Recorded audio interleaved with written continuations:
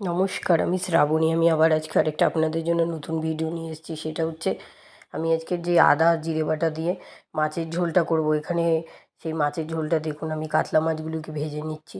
আর অন্যদিকে আমি ঝিঙে কেটেছি, আলু কেটেছি, সজনে ডাঁটা কেটেছি, বরবটি কেটেছি। কেটে আমি এটা দিয়ে আর দুটো পটল কেটেছি। আমি এটা তেলটা গরম আছে, মাছগুলো ভেজে তুলে নিয়েছি। ওর মধ্যে আমি একটু সাদা জিরে ফোড়ন দিয়েছি, দিয়ে আমি কেটে রাখা সব সবজিগুলোকে ধুয়ে রাখা সব সবজিগুলো আমি এর মধ্যে দিয়ে দিচ্ছি। এবার যেই একটু ভাজা ভাজা হবে এর মধ্যে আমি দেখতে থাকুন, এগুলোকে আমি ভাজবো হালকা হালকা করে।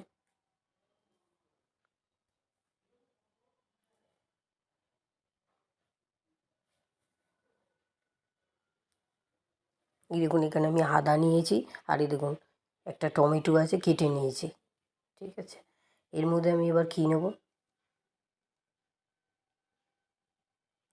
সাদা জিরে নেব, গোটা সাদা জিরে। দেখুন, জিরে আদা বাটা দিয়ে বলেছি মাছের ঝোলটা করব, তো সেই জন্য আমি এর মধ্যে টমেটোটাও নিয়ে নিয়েছি। একটু টমেটো না দিলে বাজে লাগে না, সেই জন্য এটাকে আমি এবার একটু জল দিয়ে পেস্ট করে নেব। এটা ততক্ষণ আমার ভাজা ভাজা হচ্ছে। এই যে আমার পেস্টটা হয়ে গেছে, এটাকে দিয়ে আমি খুব ভালো করে এবার কষাতে থাকবো, খুব ভালো করে কষাতে থাকবো। কষাই এবার ভালো করে। এইটা ঝোলটা আমার দু পার্ট হবে, ওই জন্য আমি জিরে আদা বাটা দিয়ে আমি যদি শুধু কাঁচা লঙ্কা না দিয়েও বা লঙ্কার গুঁড়ো না দিয়েও ঝোল করি, সেই ঝোল খেতে বিশ্বাস করবেন না কি না আপনারা জানি না, দুর্দান্ত খেতে হয়। ঠিক আছে, কিন্তু আমি কাঁচা লঙ্কাটা দেবো, এখন দেবো না। 1 চামচ শুধু হলুদের গুঁড়ো দিলাম, আর কিন্তু আমি কোনো মশলাই দিচ্ছি না, অ্যাড করছি না। হ্যাঁ, তার কারণ এই ঝোলের এই ভাজা সবজি আমি এখান থেকে আরেকটা জায়গায় তুলে আমার মেয়ের জন্য করব, যেটাতে কোনো কাঁচা লঙ্কার কিছু থাকবে না। আর আমি একটু কাঁচা লঙ্কা দেবো, কিন্তু কাঁচা লঙ্কাটা আমি পেস্ট করে দেবো। নুন দিয়ে দিলাম, 1/2 চামচ নুন দিয়ে দিয়েছি। দিয়ে এটাকে আমি এবার ভালো করে, না সরি, এবার আমি আরেকটু নুন দিয়েছি, 1 চামচ নুন দিলাম। আমি এটাকে ভালো করে কষাবো। আমি আর কোনো নুন দেবো না, আমার এই নুনে কাজ হয়ে যাবে। এই যে এই কটা লঙ্কা, 6টা লঙ্কা আছে, 7টা লঙ্কা হবে, এর বেশি নয়। এটাকে আমি পেস্ট করে নিচ্ছি। তার মধ্যে আমি সবজিগুলোকে অলরেডি আমার মেয়ের জন্য, এই যে সবজি দেখেছেন, অল্টার করে আমি তুলে নিচ্ছি সরিয়ে। এই যে ঝোল আমার মেয়েকে তো আমি খাওয়াই, তার আগে খাওয়ানোর আগে দেখবেন মারা এক গ্লাস মুখে দিয়ে দেখে।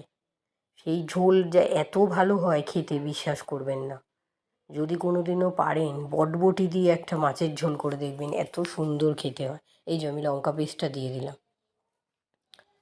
লঙ্কার পেস্টটা কিন্তু আমার একবারেই কাজ, দেখুন আমার ইলেকট্রিকটা ডবল পুড়লো, আমার কাজটা একবারেই হয়ে যেত। যেহেতু আমি বাচ্চার জন্য মাছের ঝোলটা করব, তুলবো, আবার আমি আলাদা করে গ্যাস নষ্ট করবো, আবার আমি তেল পোড়াবো, সর্ষের তেল নষ্ট করবো, আবার আমি মশলা নষ্ট করবো, সেই জন্য আমি একবার, কিন্তু কি আমার একবার মিক্সিটা পেস্টে একটু সময় গেল, আর কিছু না। লঙ্কার জন্য এই যে যেহেতু মিক্সির মধ্যে বাটিতে লেগে থাকে, তাই আমি একটু জল দিয়ে দিলাম, যেহেতু আমার মশলাটা ভালো কষে গেছে।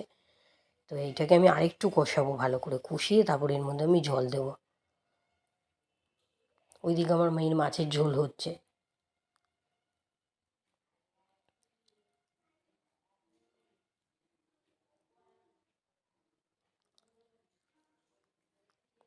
এখন কষে গেছে কি সুন্দর। এবার এর মধ্যে আমি একটু জল দিয়ে দেবো পরিমাণ মতো, তারপর আমি মাছগুলোকে, ঝোলটা ফুটলে আমি মাছগুলোকে একে একে ছেড়ে দেবো। আমি মাছগুলো ছেড়ে দেওয়ার পরে একটা কথা বলবো, ঝোলটা আমার ফুটে গেছে, মাছগুলোকে আমি ছেড়ে দিলাম।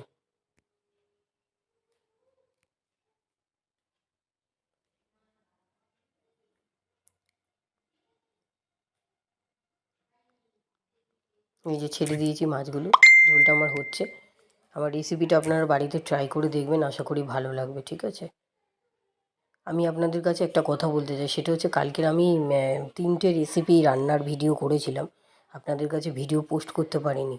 ঠিক আছে, আমার বাচ্চাটা ফোনটা নিয়ে খেলতে খেলতে হঠাৎ করে ডিলিট হয়ে গেছে।